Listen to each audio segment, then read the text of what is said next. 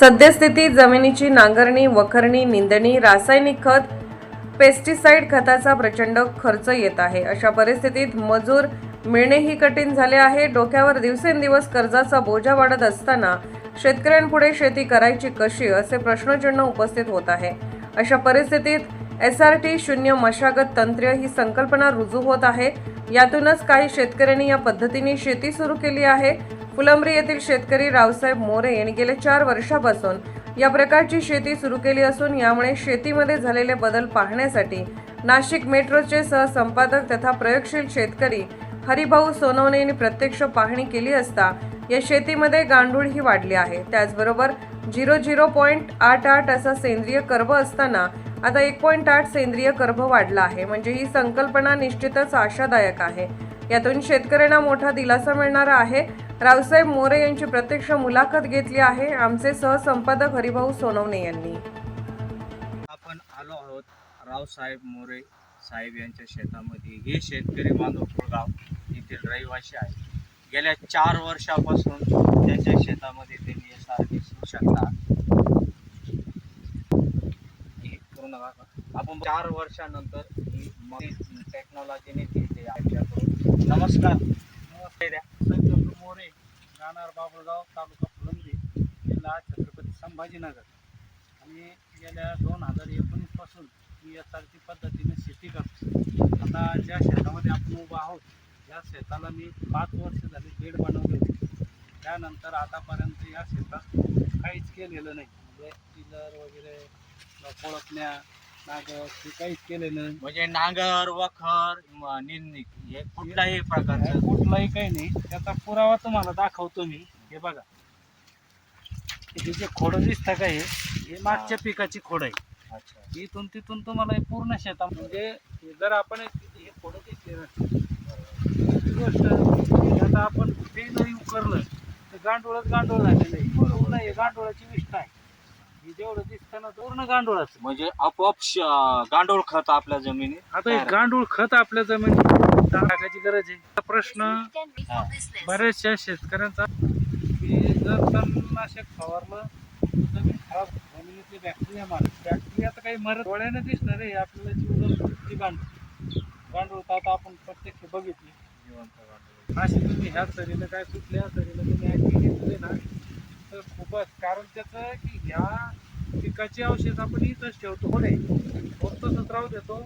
आणि शक्य झालं तर ही वरची मालाची किस्ती करून तिथंच टाकतो आपण. हे चिकनचं मोडून घेतो आणि बाकीची सीझर मशीनने किस्ती करून हे पूर्ण शेतामध्ये टाकतो. त्यामुळे काय होतं की त्यांना खाद्य मिळतं. आता मार्केटमधून आपण बॅक्टेरिया आणतो, त्या बॅक्टेरिया सोडतो कशासाठी, पांढऱ्यामुळे वाढवा, पीक चांगलं यावं. तर त्या बॅक्टेरियाला खायला तिथं काही पाहिजे ना. म्हणजे पेस्टिसाइड दुकानदार आपल्या शेतकऱ्यांवर टपूनच असतात. हे तर मग ते आपली शेती आपणच करत नाही. खास आता तुम्ही आठवण काढली म्हणून ध्यान आलं मला. आपली शेती आपण करत नाही. माझं वय 57 वर्ष आहे. आता या 5-7 वर्षात मी दुकानदाराला विचारतो. 50 वर्ष मी वय असताना दुकानदाराकडे जायचो. मका टाकली, कुठलं बी घेऊ. म्हणजे मला हे माहिती त्यांच्या पद्धतीनं आपली शेती त्यांना करू द्यायची. आळाई आली आपण सांगितली ती आळाई आली काय घेऊ.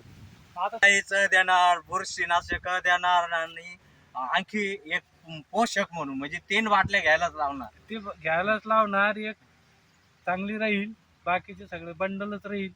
पण मला सांगायचं कुठलं बी घेऊ. म्हणजे मला हे माहिती त्यांच्या पद्धतीनं आपली शेती त्यांना करू द्यायची. आळाई आली आपण सांगितली ती आळाई आली काय घेऊ. आता देणार, बुरशीनाशक देणार आणि आणखी एक पोषक म्हणून म्हणजे 3 बाटल्या घ्यायलाच लावणार. ते घ्यायलाच लावणार. एक चांगली राहील, बाकीचे सगळे बंडलच राहील. पण मला सांगायचं हे की आपली शेती करू द्यायची. बरं ते काही हुशार नाही, प्रत्येक दुकानदार हुशार आहे असं नाही. ते काही प्रॅक्टिकली असं काही त्यांच्याकडे 8वी-10वीचे मुलं नोकरीला, त्यांना काय माहिती.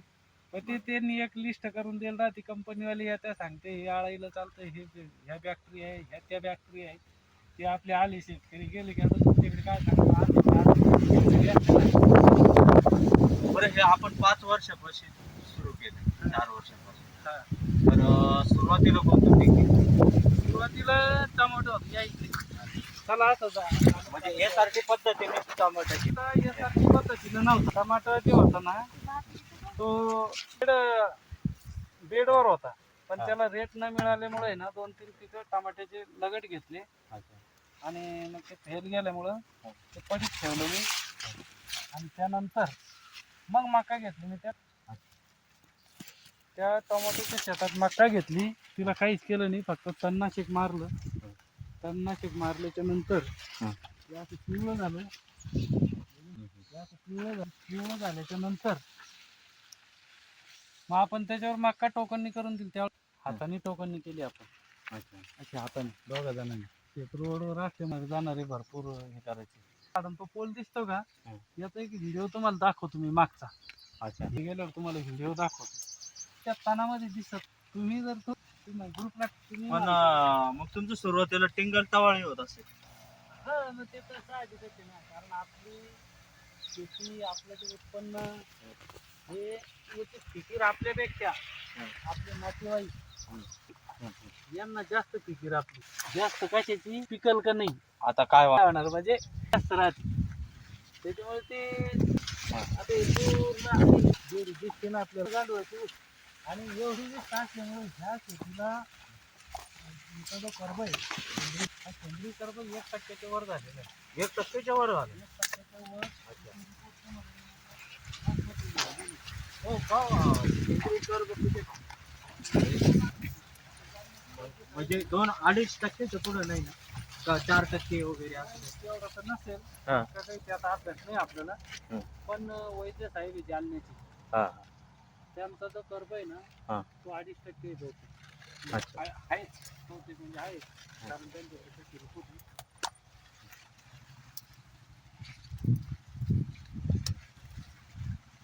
आणि आपलं 1.8% मग आता हे उत्पन्न तुम्ही जे पूर्वी उत्पन्न घेत होते साधारणतः मका घेतली तर एक एकरी किती मका होती तुमची?